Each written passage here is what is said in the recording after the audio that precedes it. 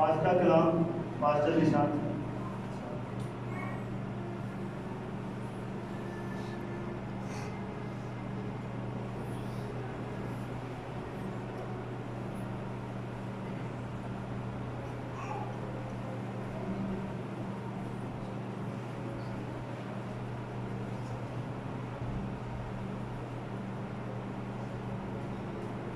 दोबारा से आंखों को बंद करेंगे, खुदा की हजूरी को महसूस करेंगे।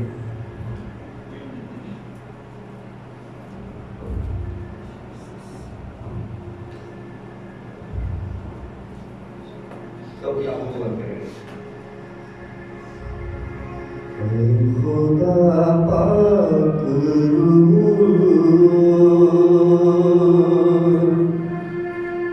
आज चुंबन तू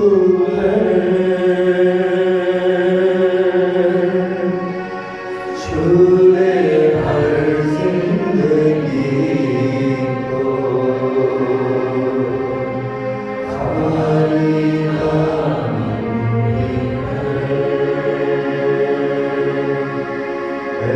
खुदा पाक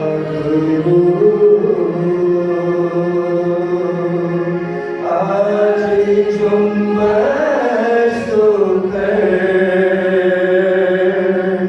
छूले हर जिंदगी को, खाली नाम भर। अंधी आंखें खुले, मुर्दा दिल भी जला, अंधी आंखें खुले, मुर्दा दिल भी जला। तू है कादिर खुदा, अपनी कुदरत दिखा। तू है कादिर खुदा, अपनी कुदरत दिखा, अपनी कुदरत दिखा। आज तुझ पर लगी हर बशर की नजर, छूले हर जिंदगी को, खाली नाम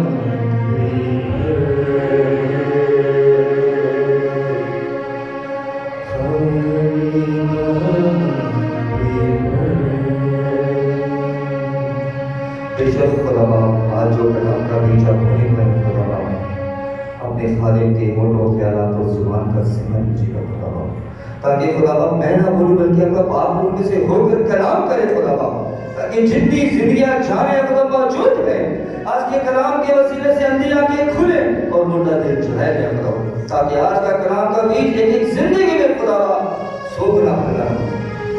हम सबको खुदा बाप आज के कलाम के वसीले से बड़ी बरकत दीजिए, पूरे माहौल पर पूरे फिजा पर आपकी बरकत दो, क्योंकि मांगते हैं अपने प्यारे बेटे अपने खुदा यीशु मसीह के नाम में, आमीन। यीशु मसीह के मीठे और बरकत नाम में आप सबको सलाम। अजीजों, आज हम जिस टॉपिक पर बात करने लगे हैं ये बहुत खूबसूरत टॉपिक है। टॉपिक है मस्बत सोच और गैर महफूज में क्या फर्क है। पॉजिटिव थिंकिंग और अनसेफ्ड में क्या फर्क है। अक्सर लोग मस्बत सोचते हैं लेकिन उनको ये नहीं पता होता कि ये गैर महफूज है या महफूज है। जैसे किसी से कहा जाता है, जैसे मैं किसी को कहूं या किसी को कहे चलो बाजार चलें, वो उसकी पॉजिटिव सोच है तो चलो चलते हैं, क्या मुश्किल है। लेकिन अब सोचने की बात यह है कि क्या वो सोच उसके लिए महफूज है जो हाँ करता है। आज हम इसी बात पर गौर करेंगे। आज का जो टॉपिक है मस्बत सोच और गैर महफूज में फर्क क्या है। क्योंकि हम अक्सर आदमों के मुंह से या बहुत अक्सर लोगों के मुंह से सुनते हैं और सुनते आए हैं और हो सकता है सुनते भी रहेंगे कि हमेशा पॉजिटिव थिंकिंग रखो, हमेशा पॉजिटिव सोचो, कभी नेगेटिव ना सोचो। पॉजिटिव सोचना चाहिए, ये बहुत ही खूबसूरत बात है, अच्छी चीज है, लेकिन इसमें सोचना चाहिए कि क्या हम महफूज हैं। अजीजों, आपको याद होगा जब मैं दिसंबर में आया था तो हमने सुलेमान बादशाह की जिंदगी पर गौर किया था, जिसमें हमने सीखा था कि सुलेमान बादशाह ने पहले ही ये गलती की थी कि उसने फिरौन की बेटी से शादी की, लेकिन फिर भी खुदा बाप उसे ख्वाब में दिखाई देते हैं और उसे कहते हैं कि मां तुझे क्या चाहिए। अजीजों, पहली चीज ये खुदा की मोहब्बत थी कि खुदा फिर भी सुलेमान से बात कर रहे हैं और सुलेमान क्या करता है, खुदा से मांगता है और खुदा उसे क्या करते हैं, बरकत देते हैं। और उसे यही नहीं देते जो उसने मांगा था, बल्कि उसे वो भी दिया जो उसने नहीं मांगा, यानी बेकसरत, मतलब बहुत कसरत से बरकतें समुद्र की रेत की मांगते था। और दूसरी वजह उसकी बरकत की यह भी थी कि वो खुदा से मोहब्बत रखता था और अपने बाप दाऊद के शरीयत को और आयत को मानता था जो उसे बताई गई। क्या करता था, वो अपने बाप दाऊद की आयत पर चलता भी था, यानी ये वजह भी थी उसकी बरकत की। पहले ही सुलेमान बादशाह ने गलती की हुई थी कि फिरौन की बेटी से शादी की, अब आगे उसने और भी गलतियां कर दी। उसने क्या गलतियां की, उसने अजनबी औरतों से शादियां की। अब यहां पर आके क्या हुआ, सुलेमान बादशाह क्या हुआ, फंस गया गुनाहों में। और जब वो बुढ़ा हुआ तो इन्हीं अजनबी औरतों ने उसको क्या किया, गैर मौजूदों की तरफ माइल किया और उसने क्या किया, उन औरतों के लिए मंदिर बना दिया। यानी उसकी मोहब्बत के चक्कर में, आंखों की ख्वाहिश के चक्कर में क्या हुआ, बर्बाद हो गया। वो सुलेमान बादशाह से सुलेमान बन गया, इश्क का दम भरने लग गया। पर फिर भी खुदा उससे मोहब्बत करता है और खुदा उससे क्या कहता है कि तू गलत है।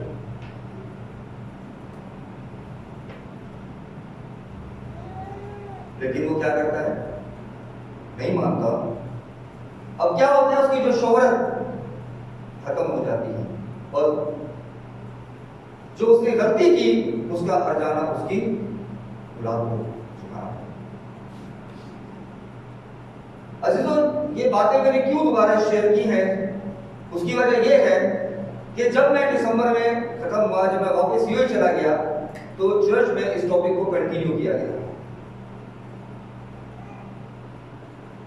रेवरेंड पास्टर करीम अब्दुल वालिद ने इस टॉपिक को कंटिन्यू किया, जिसमें हमने सीखा कि खाली उसकी ये वजह नहीं थी कि वो इश्क का दम भरने लगा, बल्कि उसकी एक वजह यह भी थी कि वो चाहता था कि उसके दौर में जंग ना हो। और इसी वजह से उसने गैर कौमों में, अजनबी औरतों में शादियां की ताकि उसके दौर में क्या रहे, हम लोग मान रहे।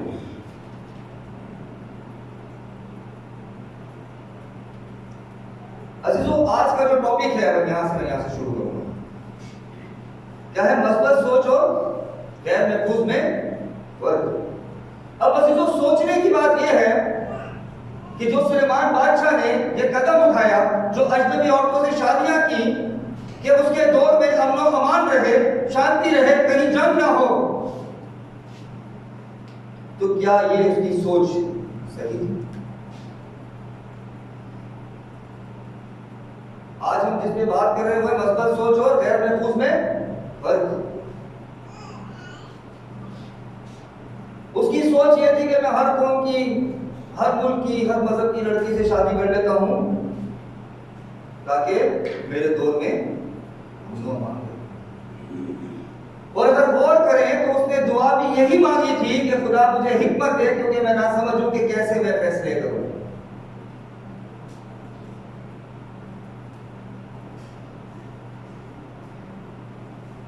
यहां पर ये जो सोच थी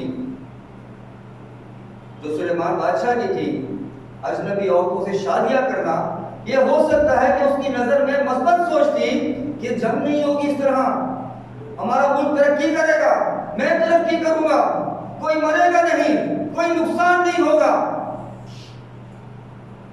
लेकिन ये सोच उसकी नजर में मस्बत थी, लेकिन खुदा की नजर में गलत।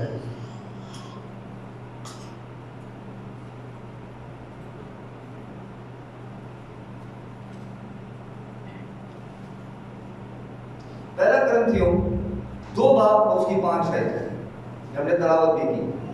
कलाम हमें क्या सिखाता है? कलाम सिखाता है तुम्हारा ईमान इंसान की हिकमत पर नहीं बल्कि खुदा की कुदरत पर मौकूफ हो। इसने अपनी हिकमत को ज्यादा अव्वल दर्जा दिया।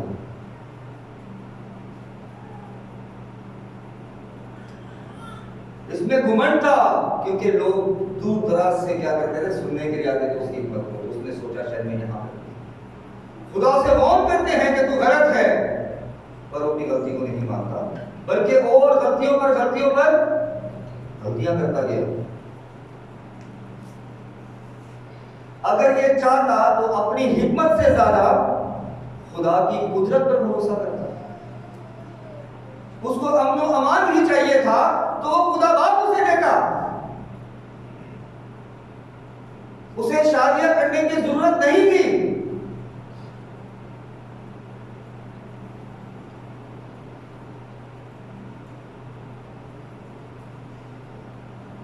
बल्कि सुलेमान बादशाह ने क्या किया?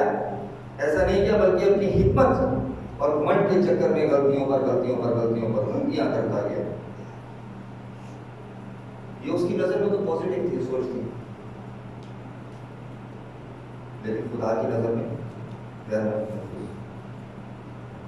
अब अजीजों, इस मस्बत सोच के चक्कर में उसने अजनबी औरतों से शादियां कर ली और गैर कौमों को दोस्त तो बना लिया, उनका एतमाद तो हासिल कर लिया, लेकिन यहां पर क्या हुआ? खुदा से दूर हो गया। दुनिया को दोस्त बना लिया और खुदा को क्या किया? अपने से दूर। तो ये कैसे मुस्बत सोच हो सकती है? तो यही चीज हम सीख रहे हैं कि मस्बत सोच का मतलब ये नहीं है कि हम खुदा की मर्जी को ना जाने। कोई अगर कोई काम हमसे कहता है करने के लिए, तो हमें पहली चीज पॉजिटिव थिंकिंग के साथ ये भी सोचना चाहिए कि क्या ये खुदा के खौफ में है या नहीं, क्या इससे मेरे ऊपर कोई असर पड़ेगा या नहीं। और वो होगी महफूज सोच।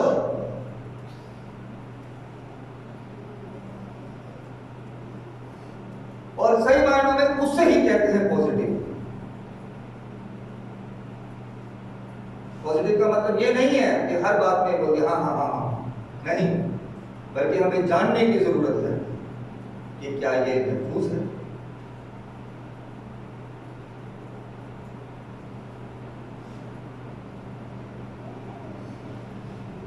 किसको दूर किया? जिसने उसको इतना सरफराज किया, जिसने उसे हिकमत दी। आज ये उस हिकमत को खुदा से बड़ा समझ रहा है। उसे अपनी हिकमत से ज्यादा खुदा की कुदरत पर भरोसा करना चाहिए। जब खुदा ने वादा किया कि मैं तुझे बरकत दूंगा, तो खुदा बरकत देगा। वो ला तब्दील खुदा है। लेकिन यहां पर वो क्या कर गया? गलती कर गया, और इसी वजह से क्या हुआ? बर्बादी उसकी जिंदगी में। अब यहां पर एक खूबसूरत आयत है जो कलाम में हम पढ़ते हैं, पहला करंथियों 11 की 12 आयत, पहला सलातीन 11 की 12 आयत। तो भी तेरे बाप दाऊद की खातिर मैं तेरे अय्याम में नहीं, यहां पर एक नाम का जिक्र किया जा रहा है, तेरे बाप दाऊद की खातिर। क्या दाऊद ने गलतियां नहीं की? फिर क्यों खुदा बाप सुलेमान बादशाह कहते हैं तेरे बाप दाऊद की खातिर मैं तेरे अयाम में नहीं करूंगा? क्या वजह? उसकी वजह यह थी कि दाऊद बेशक गलती करता था, लेकिन जब जब उसको मालूम पड़ा कि मैं गलत हूं, उसने उसका इकरार खुदा के सामने किया और साथ ही खुदा से उस बात की माफी भी मांगी। और सुलेमान ने नहीं मांगी।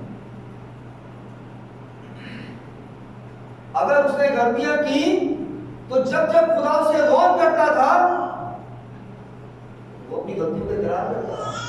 ये भी सुलेमान बादशाह की तरह सुलेमान की तरह उसको तर्क कर दिया नहीं, बल्कि वो इकरार करता था, हाँ खुदा मुझसे गलती हुई, अब आपसे मिन्नत करता हूं मुझे माफ कीजिए। ये है एक अच्छे शख्स की पहचान, ईमानदार की पहचान। गलतियां हर एक से होती हैं, लेकिन इकरार और माफी मांगना बजाय कि हम गलतियों पर गलतियां करते जाए और खुदा को हम अपने से दूर करें।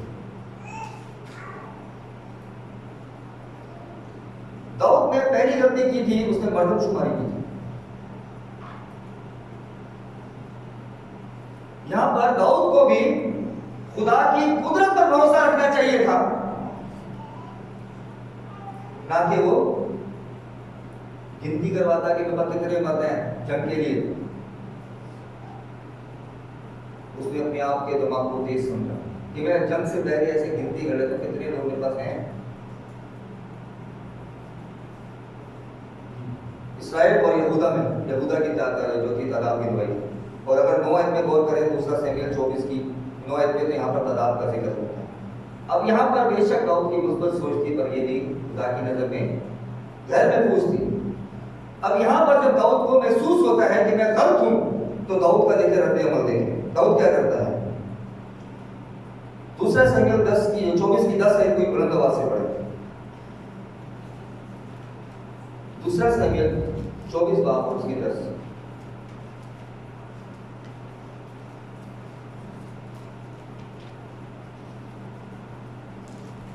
लोगों का शुमार करने के बाद दाऊद का दिल बेचैन हुआ। देखिए यहाँ पर जो दाऊद है, गलती तो हो गई लेकिन अब बेचैन है। आगे बढ़े, क्यों बेचैन? और दाऊद ने खुदावंद से कहा, ये जो मैंने किया सो बड़ा गुनाह किया। देखिए इजहार कर रहा है गलती का। क्या ये सुलेमान बादशाह ने किया? अब मैं खुदावंद में तेरी मिन्नत करता हूँ, खुदा मैं तेरी मिन्नत करता हूँ, झुका है खुदा के सामने, कि तू अपने बंदा का गुनाह दूर कर दे। अपने बंदे का गुनाह मुझसे बड़ी हमाकत मुझसे बड़ी हमाकत होगी। ये सुलेमान ने और दाऊद ने कहा। इसलिए खुदा ने कहा कि तेरे बाप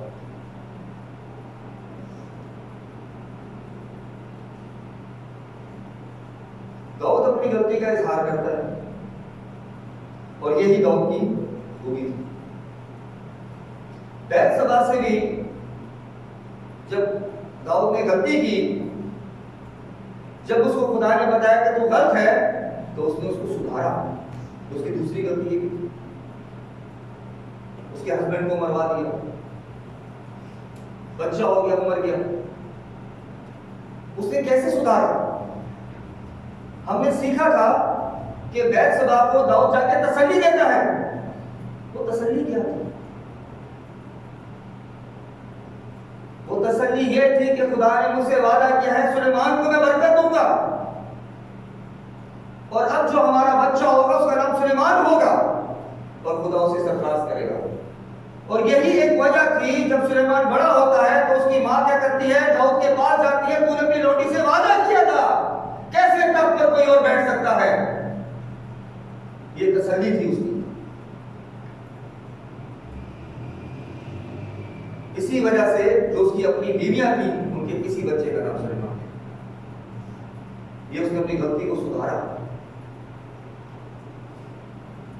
उसने बैतशबा के से जो बच्चा पैदा हुआ उसका नाम सुलेमान, और उसे खुदा ने क्या किया? मतलब यह है कि उसने अपनी गलतियों को खुदा की नजर में सुधारा, क्योंकि बैतशबा के पास तो कुछ बचा ही नहीं। क्या करेगी वो बेचारी? ये तसल्ली थी। जो उसे दी गई, और यही वो दाऊद को याद करवा दिया कि तूने अपनी लोनी से वादा किया था, कहाँ गया वो वादा? मैं तो सुन रही हूँ कि कोई और तैयार हो रहा है तेरी गद्दी पर बैठने के लिए, तेरे तख्त पर बैठने के लिए, कैसे हो सकता है? तो दाऊद फिर कसम खाकर क्या कहता है कि जो मैंने वादा किया था वही होगा, तेरा बच्चा सुलेमान ही बैठे। अब यहां पर क्या हो गया? महफूज।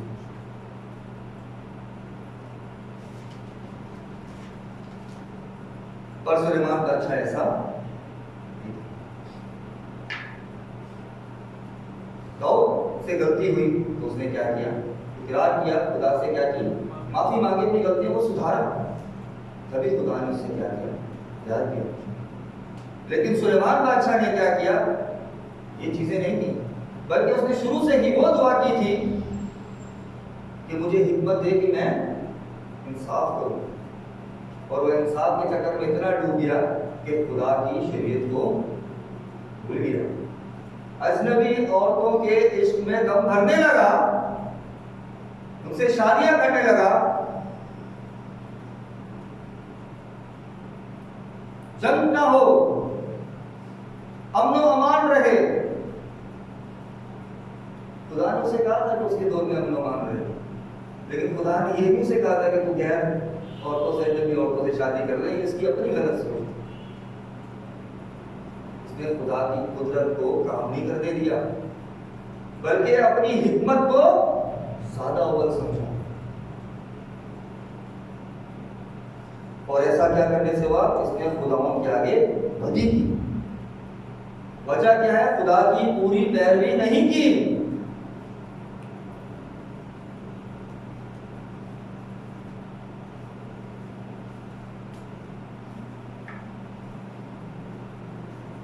जिसकी वजह से बहुत नुकसान हुआ। असल बात यह है कि दाऊद के सुलेमान बादशाह को असल में खुदा से मांगना, दुआ में क्या चाहिए था, हम इस पर गौर करेंगे। पहला तवारीख 4 बाब और उसके 10 है, इसको भी बुलंद आवाज से पढ़ें। असल में सुलेमान बादशाह को खुदा से क्या मांगना चाहिए था और इसने मांगा क्या?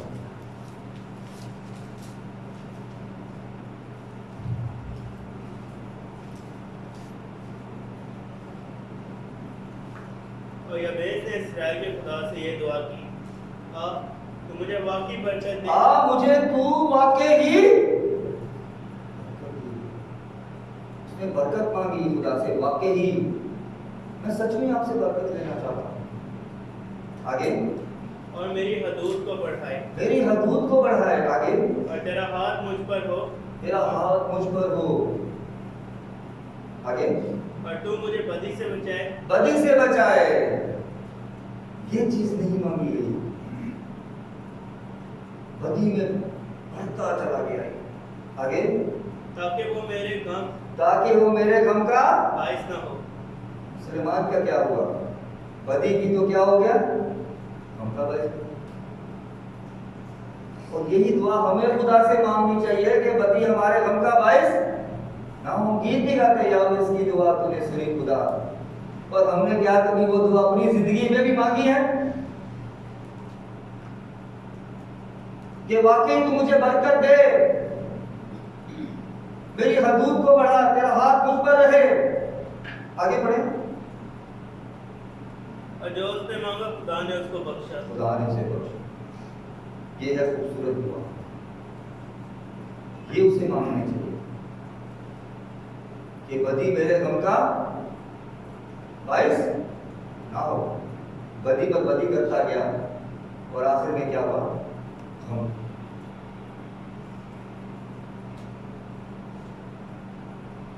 मैं आपको एक बात बताना चाहता हूं, कुछ लोग इस बात को कैसे समझेंगे। पॉजिटिव सोच जो होती है कभी कभार इंसान का बेड़ा गर्क कर देती है। ऐसा कि आपको मैं क्या बताऊं, अक्सर खानदान में कोई ना कोई शराबी होता है। लोग क्या करते हैं, अपने बच्चों के साथ बैठे रहते, इसका चाचा है, इसका भाई है, इसका ताया है, बैठने कोई बात नहीं, इसको थोड़ी लगाएगा, और कभी कभार वहीं से उसकी करवा। एक बच्चे के साथ भी ऐसा, उसकी सोच ये थी, उसकी पॉजिटिव थिंकिंग थी। एक मैं कहानी आपको बताता हूँ। वो सोचता था कि शायद मैं अपने भाई के साथ बैठूंगा तो बाहर जाके झगड़ों में नहीं मुब्तला होगा, कोई इसको मारेगा नहीं, एक्सीडेंट नहीं करेगा, बल्कि वहीं पिएगा और सो जाएगा। उसकी पॉजिटिव सोच थी अपने एक रिश्तेदार। लेकिन क्या हुआ, उसी ने एक दिन मौका देके उसको बोला कि ये पी, लेकिन तुझे मार भागा तो सर फाड़ दूंगा, तेरी कमीज फाड़ दूंगा। बच्चा वो छोटा था, मेरे ख्याल से रमीज के एज को या फिर बहुत छोटा, जैसे थोड़ा बड़ा हो। उसने कहा नहीं, बोला नहीं पी। तो मुझे पता कि छोटी है, मैं नहीं पीता, मैं तो कभी इस चीज को खाती नहीं पी। बड़ी लकड़ी उठा ली, सो रही, बोला माँ के तो फिर उठाओ, और वो इसकी पॉजिटिव सोच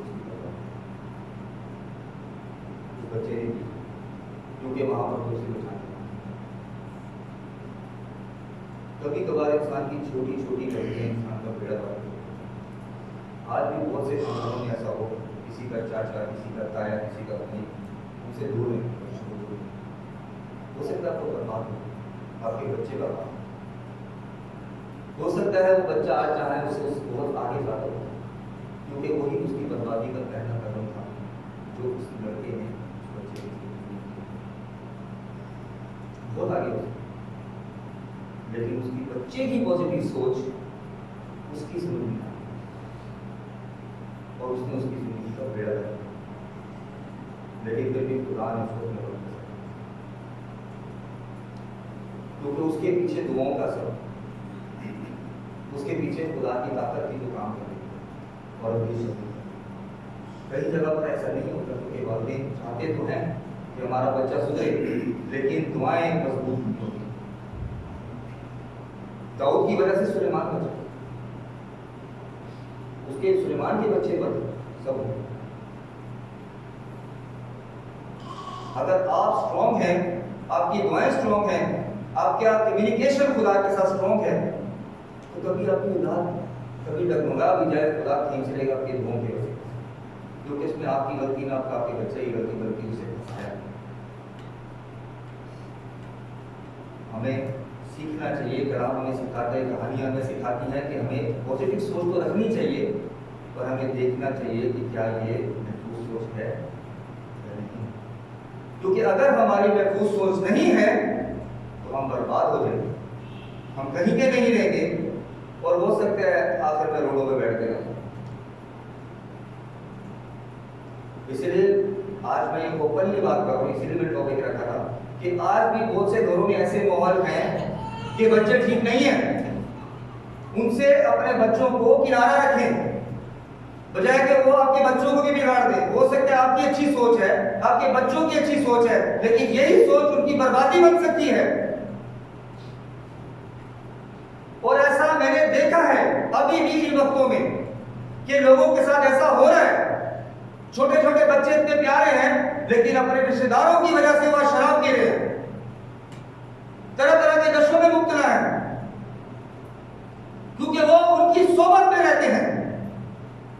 उनकी पॉजिटिव सोच होगी कि हमारा चाचा है, या हमारा भाई है, हमारा ताया है, या हमारा अंकल है, या हमारा मामू है, ये एक्सप्रेस कुछ भी कह सकते हैं, लेकिन उस सोच ने उनका आज बेड़ा गर्क कर दिया। बुरी कंडीशन में है बच्चे अभी। इसलिए आगे को पॉजिटिव सोच रखें, लेकिन साथ में ये भी देखें कि क्या वो महफूज है या नहीं। जब हम खुदा के खौफ में रहेंगे तब हमें मालूम होगा कि क्या हमारी जो सोच है पॉजिटिव, ये महफूज है या नहीं। हमें इतनी हिम्मत से ज्यादा खुदा को तरजीह देनी चाहिए, खुदा को अव्वल दर्जा देना चाहिए, खुदा से पूछना चाहिए कोई कदम उठाने से पहले, काम करने से पहले, कि क्या ये खुदा बेहतर है या मेरे लिए नुकसान या गम का बायस है। और यही आज का कलाम, अपनी सोचों को तब्दील करना है। खानदान में पॉजिटिव के चक्कर में अपने बच्चों को बर्बाद नहीं कर देना। मैं आज तक अपने बच्चे को कभी बाहर अपने साथ नहीं लेके गया। उसका दोस्त, उसका दादा, उसकी दादी, उसकी फूफियाँ, उसकी माँ या उसके भाई जो कजन, उसके अलावा कहीं। आप अपने बच्चों को अपने दोस्तों में लेके जाएंगे, हो सकता है कुछ वहां से वो गलत करके देंगे। आप तो पॉजिटिव सोच रहे हैं, चलो यार माँ के लिए आता सोचे, लेकिन वो आपके बच्चे की बर्बादी नहीं हो सकती। इस पर ध्यान दें, इन्वायरमेंट पे नजर रखें कि क्या इन्वायरमेंट चल रहा है, क्या आज का माहौल है। आप जो आदत अपने बच्चों को डालेंगे वही बड़े होकर अडॉप्ट करनी है। आज जब आप उनको अपने साथ बाहर लेके जाएंगे, कल वो अकेले भी बाहर रहेंगे। छोटे बच्चों को कभी दुकानों पे ना भेजें, वो भी बर्बादी हो सकती है, क्योंकि ये भी मजबूत सोच है महफूज, इसमें भी अपनी सोच को चेंज करें। बड़ी कुर्बानी उठा ले, दुख उठा ले, लेकिन बच्चों को बर्बाद नहीं सकते, क्योंकि आज का जो माहौल है आप सब जानते हैं, बताने की जरूरत नहीं होती। गली गली में कोई ना कोई मोबाइल भी, कोई शराबी या चीज़ों क्या क्या, और यही बच्चे जब बाजारों से गुजरते हैं तो सब कुछ देखते हुए जाते हैं, और अब भी बच्चों पर अटैक करते हैं, इसको चखें कैसा, और चखने के चक्कर में